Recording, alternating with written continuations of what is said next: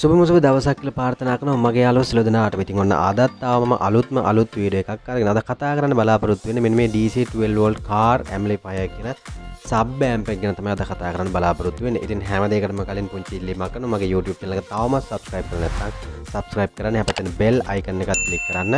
ඉතින් අපි වීඩියෝ එක පටන් ගමු. අදම කතා කරන්නේ මෙන්න මේ low audio power amplifier කියන sub amp එක ගැන. ඉතින් sub amp වලට එමන් නැත්නම් sub video මගේ ගොඩාක් දෙනෙක් බලලා තිබුණා, ගොඩාක් කැමැත්ත පළ කරලා තිබුණා. ඉතින් අද මම කතා කරන්නේ මෙන්න මේ කලාතුරකින් මට හම්බුණ මෙන්න මේ CK 160 කියන තාමත් පුංචි හුරුබුහුටි සබ් ඇම්ප් එක ගැන තමයි මම කතා කරන්නේ. ඉතින් මේක පෙනුමෙන් පුංචි වුණාට හුරුබුහුටි වුණාට මේකේ සවුන්ඩ් එක නම් සුපිරිම සවුන්ඩ් එකක් ගන්න පුළුවන්, සුපිරිම සබ් ඇම්ප් එකක් කියලා මට නම්බර් 1 එකේ තියන්න පුළුවන්.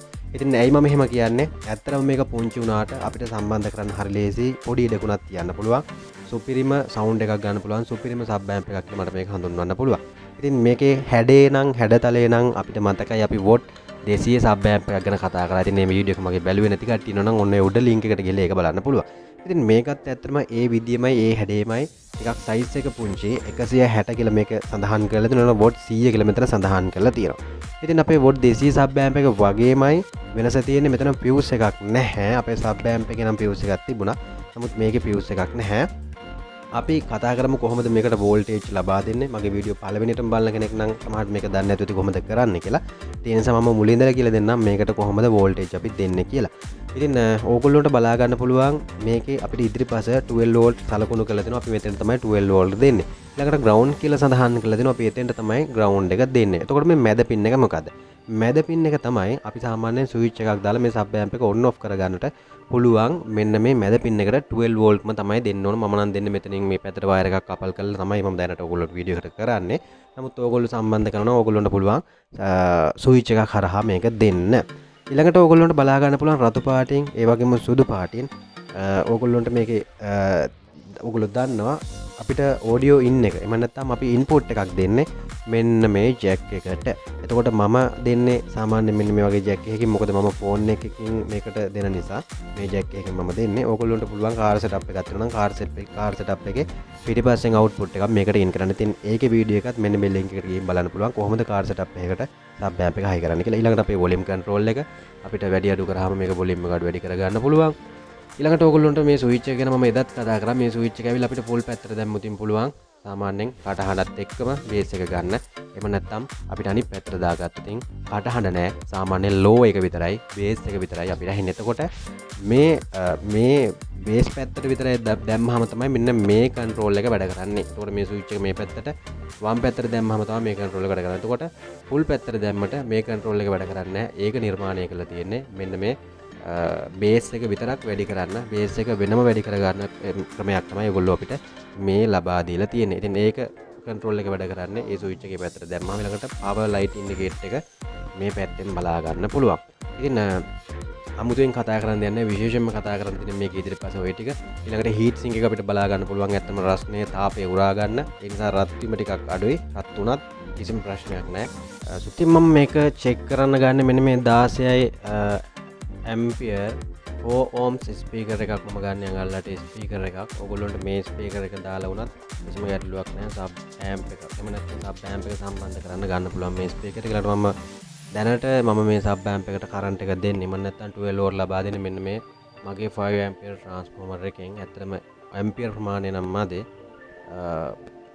5 ඇම්පියර් 12 වෝල්ට් ට්‍රාන්ස්ෆෝමර් එක මම දෙන්නේ.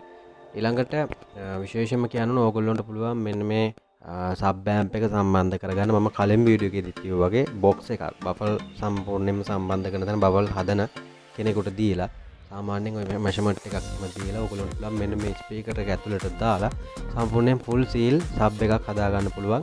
මතක ඇතුව මේ ඇම්ප් එක එතනට ෆික්ස් කරන්න පුළුවන් වෙන සිදුරක් කපලා මේ සබ් ඇම්ප් එක ඇතුළට දාලා උඩින් එන හතර දාගත්තාම කම්ප්ලීට් සබ්වූෆර් එකක් ඔයගොල්ලෝ නිර්මාණය කරගෙන ඉවරයි. ඊළඟට ඔයගොල්ලෝ පිටින් මම මෙන්න මේ දැන් සම්බන්ධ කරන විදිහට මේ ලයින් ටික සම්බන්ධ කරගන්න විතරයි තියෙන්නේ. එතකොට ඔයාගේ වාහනයටම ලස්සන සුපිරිම සබ්වූෆර් එකක් නිර්මාණය කරගෙන ඉවරයි. ඉතින් දැන් අපි හිතමු ඔයගොල්ලෝගේ වාහනයට සම්බන්ධ කරන කනෙක්ෂන් දෙන්න යන්නේ. මම ඔයගොල්ලන්ට කිව්ව විදිහට මෙන්න මේ ධන ලයින් එකට අපි එක වයර් එකක් මෙන්න මේ විදිහට සම්බන්ධ කරගන්නවා. හරිම ලේසි, හරිම ඊසි, කිසිම ගැටලුවක් නැහැ. 아무තු ඉගෙන ගන්න දෙයක් නැහැ. ඔන්න ඔය විදිහට තද කරගත්තා. ඊළඟට මෙන්න මේ විදිහට මෙන්න මෙතනින් අපේ ග්‍රවුන්ඩ් එක සම්බන්ධ කරන්න ඕන. ඉතින් විශේෂයෙන්ම තව දෙයක් මම ඔයගොල්ලන්ට කියන්න ඕන. මම මෙතෙන්දී පාවිච්චි කරන්නේ පෙප්සිබල් වයර් එක. ඉතින් ඔයගොල්ලන්ට මෙතෙන්ට ගන්න පුළුවන් නම් ඔටෝ වයර් එක ටිකක් ගේජ් එක වැඩි වයර් එකක් ගන්න පුළුවන් නම් ඇත්තටම මේක හොඳයි. මොකද ලොකු ඇම්පියර් එකක් මේ සබ් ඇම්ප් එකට අරන් යන්න ඕන නිසා ටිකක් වැඩි ගේජ් එකක් තියෙන වයර් එකක් පාවිච්චි කරන්න. මේක තමයි මම ස්විච් එකට සම්බන්ධ කරන එක. මෙතෙන්ට ගහපු ගමන් මේක සම්පූර්ණයෙන්ම පවර් ඔන් වෙනවා. ඊළඟට දැන් බලා ගන්න පුළුවන් මම ඕගොල්ලොන්ට මේක සම්බන්ධ කරන හැටි. ඊට කලින් මෙතෙන්ට වෝල්ටේජ් කීයක් එනවද කියලා මම මල්ටිමීටරෙන්ම ඔයගොල්ලන්ට පෙන්නන්නම්. ඉතින් මගේ ට්‍රාන්ස්ෆෝමරේ සාමාන්‍යයෙන් වෝල්ටේජ් මේ තියෙන්නේ 16ක අගයක් සාමාන්‍යයෙන් එනවා. සාමාන්‍යයෙන් නෝ ලෝඩ් අවස්ථාවේ, ඒ කියන්නේ ලෝඩ් වෙන්නේ නැති අවස්ථාවේදී නිදහස් අගය. එහෙම නැත්නම් නිදහස් වෝල්ටේජ් එක තමයි පෙන්නන්නේ. නමුත් ලෝඩ් වුණාම ඒ අගය 12 වෝල්ට් බවට පත් වෙනවා. දැන් මම ඊළඟට කරන්න යන්නේ ඔයගොල්ලන්ට මතකයි මම කලින් වීඩියෝ එකේදී කිව්වා මේ රතු පාට කළු පාට වයර් එක ඇවිල්ලා ගොඩක් දෙනෙක් වරද්ද ගන්න. මේක ඇවිල්ලා සප්ලයි වයර් එකක් නෙවෙයි. මේක තමයි සබ්වූෆර් එකකට. එහෙම නැත්නම් ස්පීකර් එකට සම්බන්ධ කරන වයර් එක තමයි මේ රතු පාට වයර් එක. ඉතින් ওই රතු පාට වයර් එක අපි සම්බන්ධ කරන්නේ අපි ගත්තු ස්පීකර් එකට. එහෙම නැත්නම් ඔයාලා හදාගෙන තියෙනවා නම් බොක්ස් එකක්. ඒ බොක්ස් එකට තමයි ඒකෙන් එන වයර් එක අපි මෙන්න මෙතන සම්බන්ධ කරලා ටේප් කරගන්න ඕනේ. ඉතින් විශේෂයෙන්ම ඔයගොල්ලන්ට කියන්න ඕන මේ අවුට් පැත්තෙන් ලොකු අගයක් අවුට් කරනවා. එතකොට ඕගොල්ලෝ විශේෂයෙන් මතක තියාගන්න ඕනේ චෙක් කරන අවස්ථාවකදීවත් මේක නිකන් තියලා චෙක් කරන්න එපා. විශේෂයෙන්ම ටේප් එකක් සම්බන්ධ කරගන්න ටේප් ගහලා ඕගොල්ලෝ මේක චෙක් කරගන්න.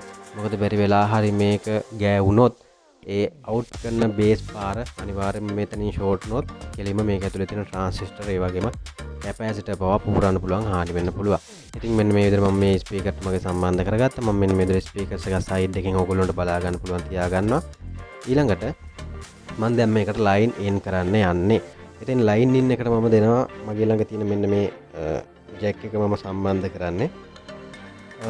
මම මේක මෙන්න මෙහෙම පරිස්සමෙන් මේ වයර් ටිකත් අල්ලෙහාට කරලා මම මේකේ මෙන්න මේ ලයින් ඉන් ජැක් දෙක සම්බන්ධ කරනවා රතු පාට එකටත් ඒ වගේම සුදු පාට එකටත් මේ ලයින් ඉන් ජැක් දෙක සම්බන්ධ කරන්න. ඔයගොල්ලන්ට පුළුවන් විශේෂයෙන්ම කියන්න ඕන කාර් සෙටප් එකට වගේ සම්බන්ධ කරනවා නම් මෙන්න මේ පින්තූරේ තියෙන જાතිය කොයිල් එහෙම නැත්නම් වයර් කෝඩ් එකක් හදාගෙන ඔයගොල්ලන්ට පුළුවන් ඒක කාර් සෙටප් එකේ පිටිපස්සට සම්බන්ධ කරන්න. මම ෆෝන් එකෙන් දෙන නිසා මෙන්න මේ විදිහට ජැක් එකක් මම පාවිච්චි කරන්නේ. කාර් සෙටප් එකේ අවුට් කරන පැත්තෙන් අවුට්පුට් පැත්ත අරගෙන මේකේ ඉන්පුට් එකට දෙන්න. එතකොට අනිවාර්යයෙන්ම කාර් සෙටප් එකෙන් නෝමල් වාගේ බෆල් ටික රන් වෙනවා. කාර් සෙටප් එකේ අවුට් එක කෙලිම මේකට අරගෙන කෙලිම ලෝ අඩු සවුන්ඩ් එකකින් බේස් එක විතරක් අපි සබ්වූෆර් එක හරහා ගන්නවා. ඉතින් ඔයාලා බොක්ස් එකක් නිර්මාණය කරලා මේ විදිහට මේ සබ් ඇම්ප් එක හයි කරලා ওই විදිහට කාර් සෙටප් එකකට සම්බන්ධ කරලා ත්‍රිවිල් එකේ බෆල් දෙක මැදින් වාගේ සබ් ඇම්ප් එක තියාගත්තොත් මම හිතනවා ඒක මම කියන්න ඕනේ නැහැ. ඔයගොල්ලෝ මේ වෙනස බලන්න. මම මෙන්න මේ විදිහට මෙතනට වයර් එක සම්බන්ධ කරනවා. වයර් එක ගාවනවා. ඔන්න බලාගන්න මේකේ ලයිට් එක පව ඔන් වෙනවා. මෙන්න මේ විදිහට මෙන්න මෙහෙම සම්බන්ධ කරාම මම ආයෙ ගලවනවා. ආයෙ මම සම්බන්ධ කරනවා. මෙන්න මේ විදිහට පවර් ඔන් වෙනවා. ඉතින් මම එක එක ඔයගොල්ලන්ට ස්විච් එකක් සම්බන්ධ කරන්න කිසිම ගැටලුවක් නැහැ. ස්විච් එකක් සම්බන්ධ කරලා ඉවරලා ඔයගොල්ලන්ට පුළුවන් මේකේ ඇත්තටම කිව්වොත් ස්විච් එක සම්බන්ධ කරගත්තාම ඔයගොල්ලන්ට මේකේ සබ් ඇම්ප් එක ඔන් ඔෆ් කරන්න ඕනනම් සබ් ඇම්ප් එක ඔන් කරා ඕනනම් සබ් ඇම්ප් එක ඕෆ් කරගන්න පුළුවන්. ඉතින් මම කතා කරන්නේ මෙතන ඉඳන් දැන් ඕගොල්ලෝ මෙතන ඉඳන් මේකේ බේස් එක මොන වගේ ක්වොලිටි එකක්ද කියලා චෙක් කරලා බලන්න.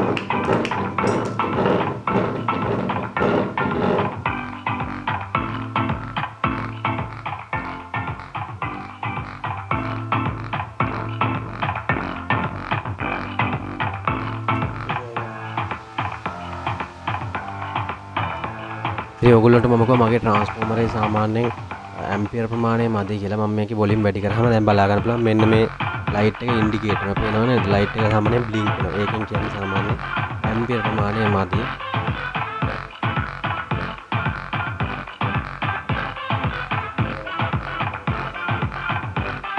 ඊළඟට මම මේකේ මෙන්න මේ ස්විච් එක මේ පැත්තට දාලා මම වැඩි කරලා දැන් පෙන්නන්නම්.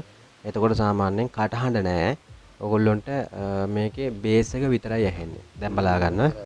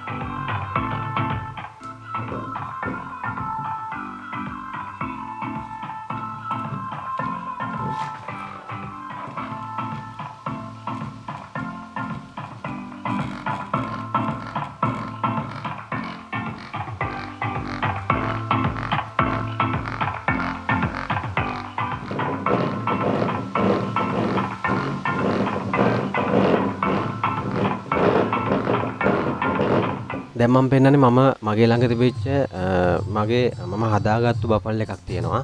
හදාගත්තු බෆල් එකේ සවුන්ඩ් එක තමයි ඔයගොල්ලන්ට දැන් මේ ඇහෙන්නේ. ඔයගොල්ලන්ට දැන් මේ බලා ගන්න පුළුවන්. ඒකේ සවුන්ඩ් එකත් ඔයගොල්ලෝ සාමාන්‍යයෙන් බලන්න කොහොමද කියලා.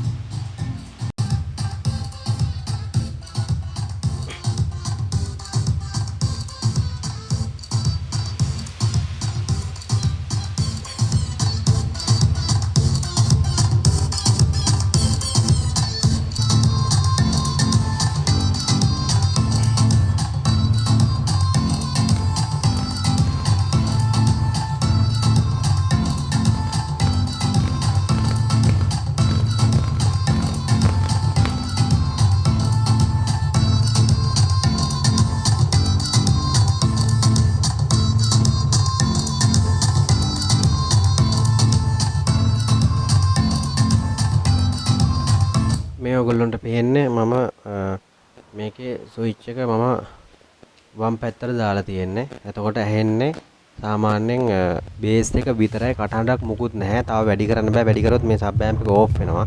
මොකද මේකේ මදි මගේ ඇම්පියර් මදි නිසා 5 ඇම්පියර් නිසා මදි නිසා මේක ඕෆ් වෙනවා. ඉතින් ඒකයි සාමාන්‍යයෙන් ටිකක් ඇහෙන්නේ.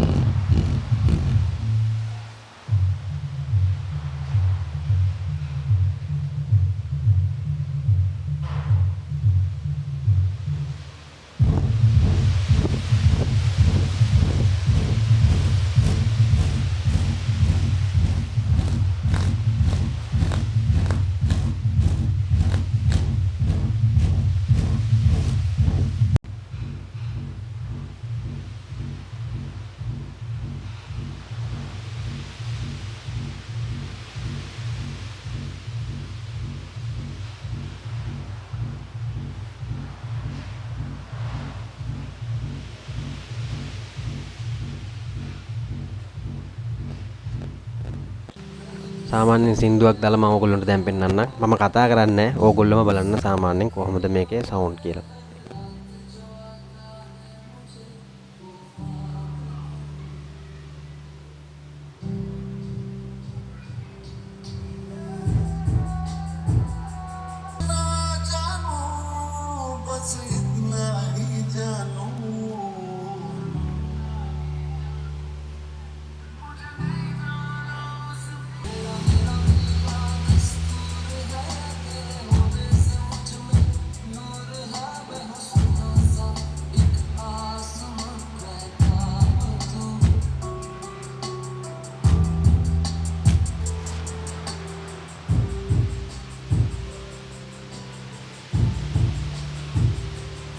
ඉතින් මම හිතනවා අද වීඩියෝ එක ගොඩක් වටින වීඩියෝ එකක් වෙන්න ඇති කියලා. ඉතින් අද මම කියලා දුන්නේ කොහොමද මෙන්න මේ මොඩල් එකේ සබ් ඇම්ප් එකක් සම්බන්ධ කරගන්නේ කොහොමද? ඒ වගේම මේ සබ් ඇම්ප් එකේ තියෙන වටිනාකම මොකක්ද කියන එක. ඉතින් ගිහිල්ලා එන්නම් අදට මගේ YouTube channel එක තවමත් subscribe කරලා නැත්නම් subscribe කරලා මට පුංචි සහයෝගයක් support එකක් දෙන්න. ඒ වගේම එහා පැත්තේ තියෙන bell icon එක click කරන්න. මොකද මම මේ වගේ අලුත් වීඩියෝ එකක් දාපු ගමන්ම ඕගොල්ලෝ දැනුවත් වෙන්නේ ඒ තුලින්. නිසා bell icon එකත් click කරන්න. මොනවා හරි අඩුපාඩුවක් තියෙනවා නම් ගැටලුවක් තියෙනවා නම් මට කමෙන්ට් එකක් දාන්න. ඉතින් ගිහිල්ලා එන්නම් ඕගොල්ලෝ සියලු දෙනාට සුබම සුබ දවසක් කියලා ප්‍රාර්ථනා කරනවා.